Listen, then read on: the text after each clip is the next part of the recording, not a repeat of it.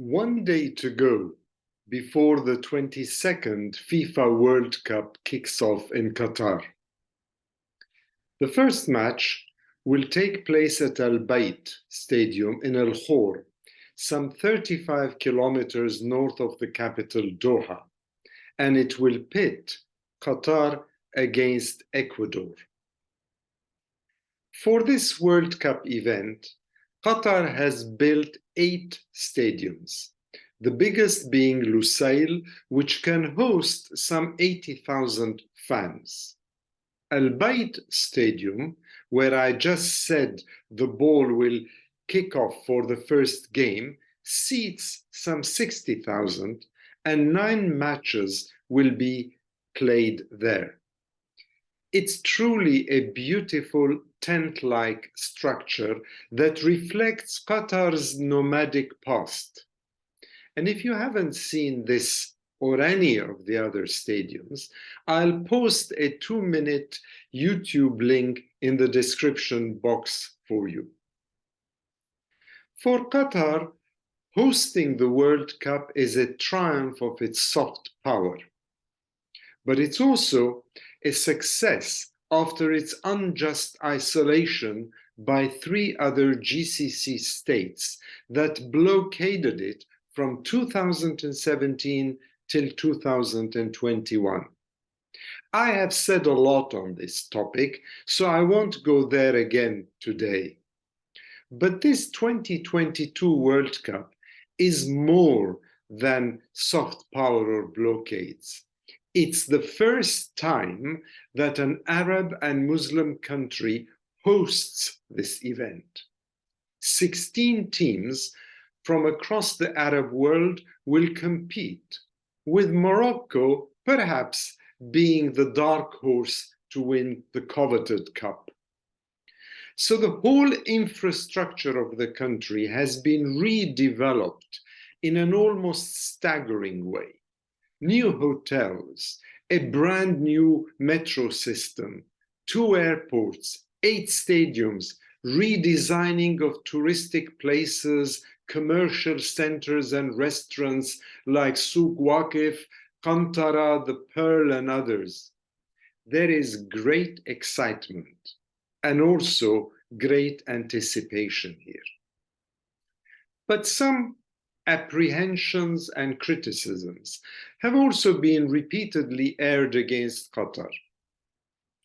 From the UK and France to Belgium and Australia, the West have criticized Qatar on 1. Its mistreatment of the foreign laborers who pretty much built everything supporters or TV spectators will see in the country. 2. Its treatment of the LGBTQI communities, let alone its disapproval of public displays of affection. 3. Greenwashing claims, particularly in relation to air-conditioned stadiums. And 4.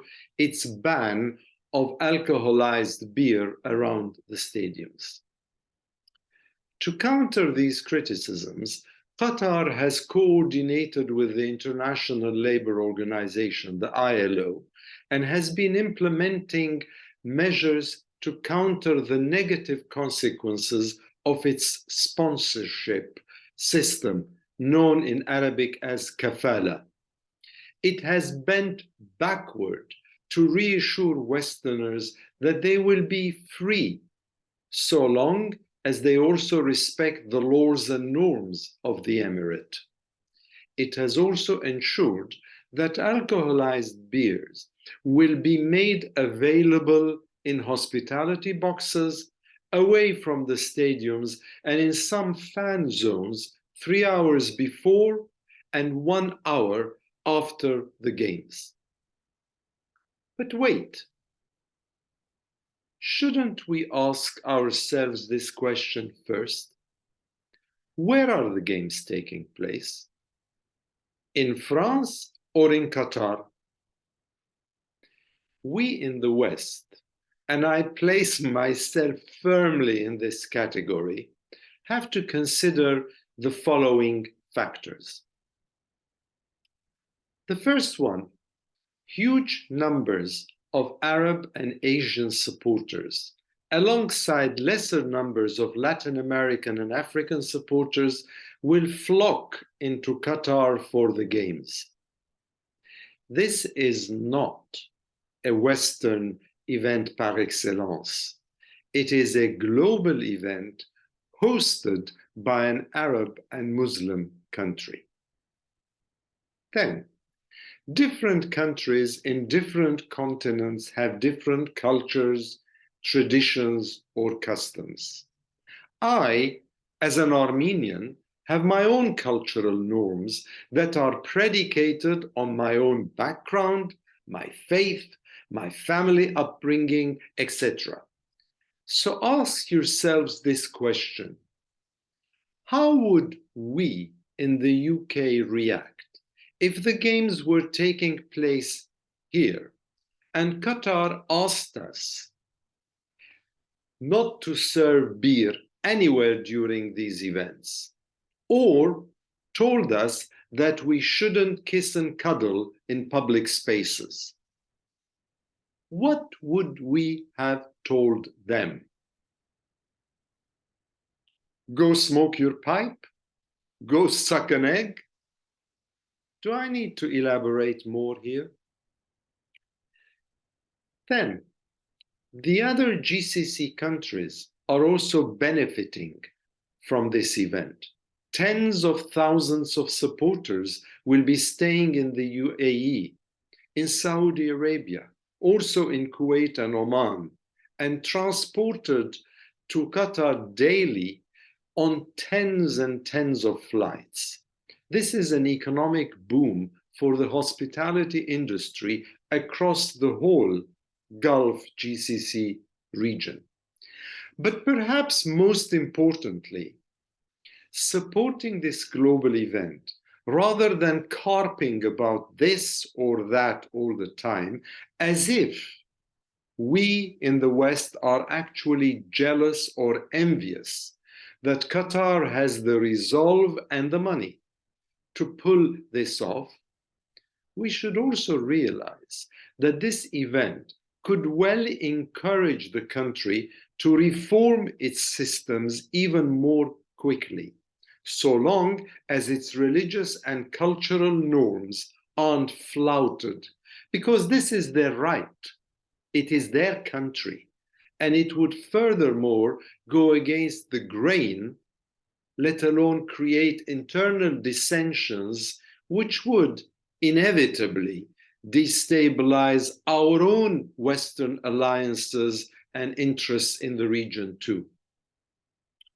Let me also add here that Qatar has become more avant-garde in its reforms than many other Arab and Gulf countries in that particular neck of the woods. So perhaps what I'm asking for in this short YouTube episode is a bit more graciousness and respect from us, and a little less superior attitude by us in the West. This would be helpful. Can we acknowledge, perhaps, that it took us many decades to improve our own systems? Was it not Gianni Infantino, the president of FIFA, who said yesterday that he is a European through and through, but he would encourage us Westerners to remove the beam out of our own eyes so we can see clearly, to remove the speck out of our brother's eye? Using Christian biblical references, which this is essentially, he meant that we should look at ourselves a bit more carefully in the mirror, remember our own history before we readily criticize others. Finally, remember, Qatar acquired the football club Paris Saint-Germain in 2011, just as Abu Dhabi took over Manchester City, while Saudi Arabia recently, you remember, purchased Newcastle United. The Arab world is not a stranger to football. Think Egypt, think Algeria, think even Jordan, that alas didn't qualify for the World Cup. In the realm of global sport, Qatar's niche soft power strategy rests upon three key pillars: the hosting of sports events, overseas sports investments, and leveraging domestic excellence. So, imperfect and dissimilar as our world is, let us strive to find a middle ground. Let us say that Qatar is as flawed in its own ways as we are in our own ways. And let us be sports-like in our own attitudes. And most importantly, let us enjoy the games. Do I make sense to you? I don't know. But please consider this my own humble viewpoint. Thank you. Enjoy the games and also have a nice weekend.